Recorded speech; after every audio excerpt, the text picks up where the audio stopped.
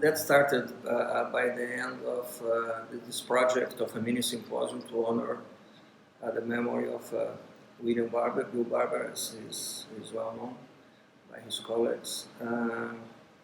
He passed away in 2016, October, if I'm not mistaken. And when I heard the news, I approached Bob with this idea of having a session at the AGS meetings in Toronto in June 2017.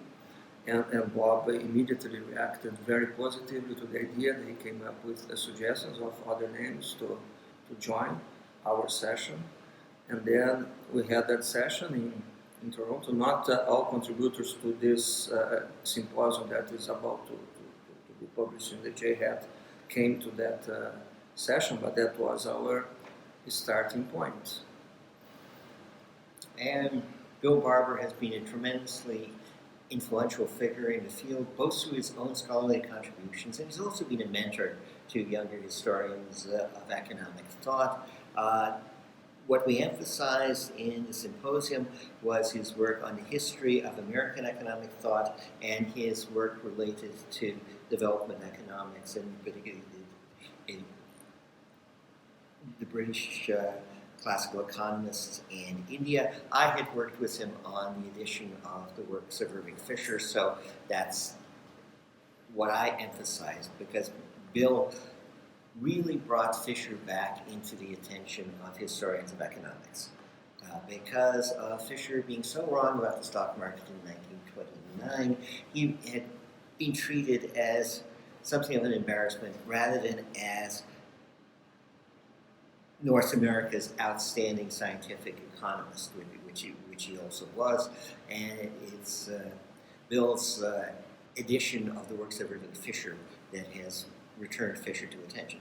And it's a really important edition. It's an edition that's on the level with the Sraffa edition of Ricardo, or the Margaret Elizabeth Johnson edition of Keynes. It's not just reprinting the books. It's bringing together Fisher's books, articles, correspondences, responses to book reviews. It's a tremendous scholarly achievement. He's also written very important works, and this is Stephen Medema emphasized on the interaction of the economics with policy making in the United States between the wars, from New Era to New Deal. He's got those, and in World War II, he's got those two very important books on the role of economists in American policy making. And also have a contribution by his former colleague at Wesleyan University, Richard Adelstein. And so he contributed with, has this very interesting piece, not just discussing aspects of Bill Barber's contributions as a historian of economics, but also, of course, take advantage of his close contact with Barber as a colleague at Wesleyan. So I think this is also a very, he provides some insights about his work as a teacher, as a colleague at that university, and I think this is also a very valuable contribution.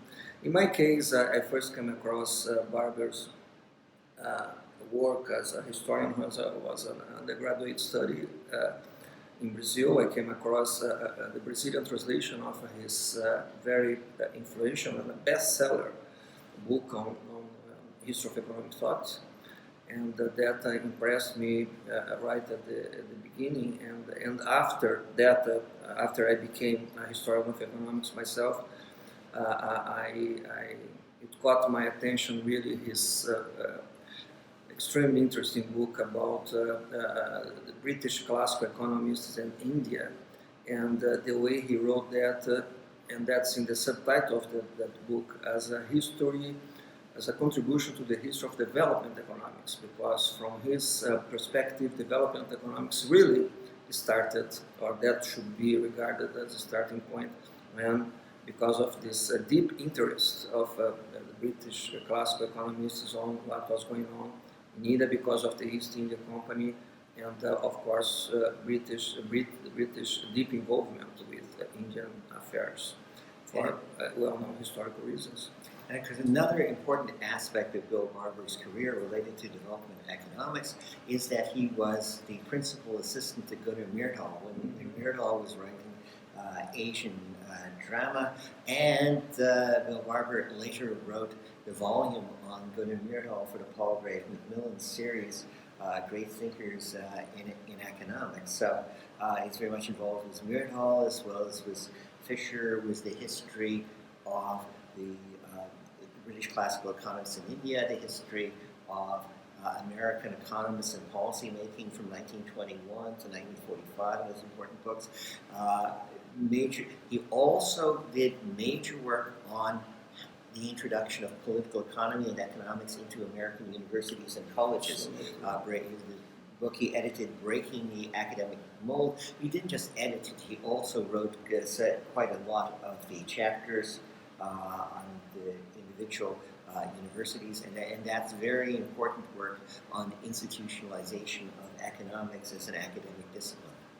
Yeah, we believe that what ties together his work as a historian of economics was his overall concern with economic policy and the work of economists in the field. I mean, interacting with other aspects of economic and social policy.